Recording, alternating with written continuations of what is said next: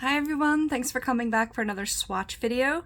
This video is going to feature the Juvia's Place Garden of Juvia's palette. I have been wanting to try this brand for so long.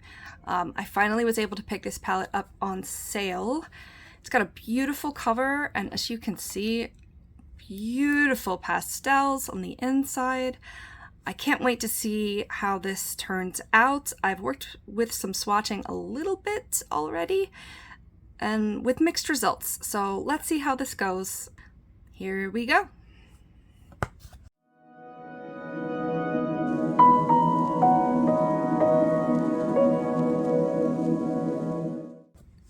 So on the back of this packaging, it clearly says that they don't test on animals.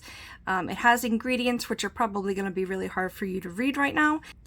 It does say that some of these are pressed pigments and some of these are technically eyeshadow. And it gives you a warning that certain of these colors are not intended for use around the immediate eye area. Obviously, this is an eyeshadow palette. I don't know why companies have to deal with this like technicality, but they can't technically call them eyeshadows unless they're approved for eye use. So just be careful if you're sensitive and take a look at which colors may be possibly irritating. So just be aware of that. It's probably going to be fine, but they do have that warning on here. I am going to start from the top left, working my way across and then down the palettes. Okay, so I have played with this a tiny little bit. The first color is called Daffodil, and it definitely looks yellow in the pan. However, it comes out green. I don't understand. It's very glittery and pretty, but it's definitely not yellow, unless my eyes are wrong. It's also very sheer. Maybe it's duochrome? I'm not sure. And you'll see a couple of the other shadows as well are kind of like question mark. The next one's called Best Buds. It shows a little more green and a little more opaque. Next one is called Blooming, and it's a nice metallic lilac. And then the last one is a matte. It's called Lilac You. I'm kind of not impressed with that. I love these colors so much, but I really wanted to like this palette, and I hope that I can. Well, let's see how they go from here.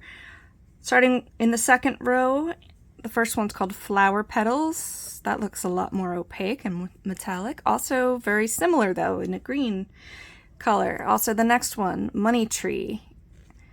This definitely pulls the most blue to me, and it kind of shifts to pink. But what's going on here? Is this considered a duochrome palette?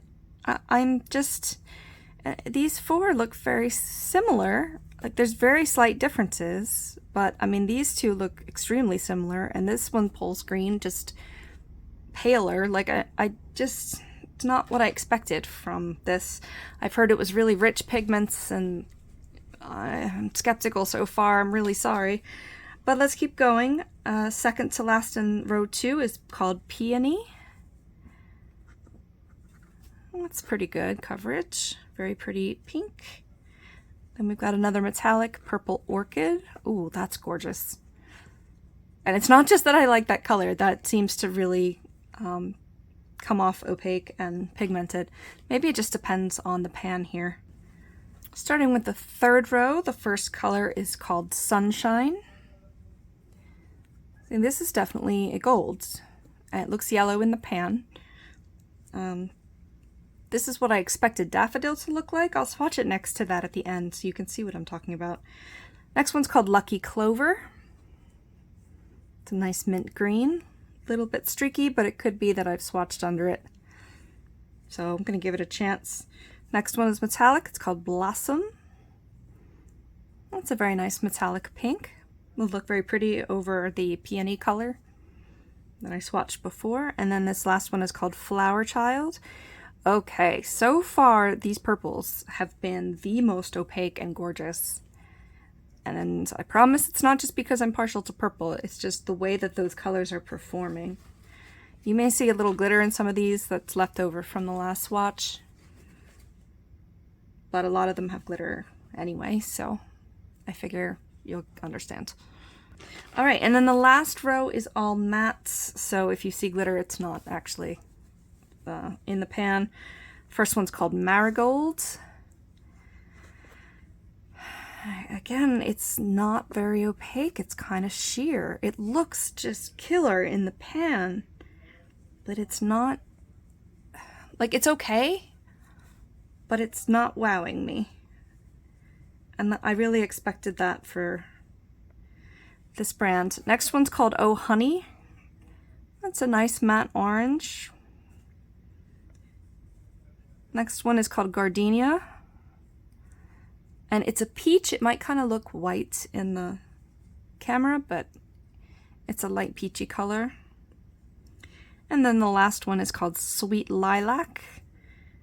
And this is a lot more pigmented, I think, than that first lilac shade we did. Let me swatch two of these next to other shades, because that last one was called Sweet Lilac. But in the top row, we also had one called Lilac U. Okay, yeah, it's a lot lighter. And decent pigmentation considering the surface I'm working with here.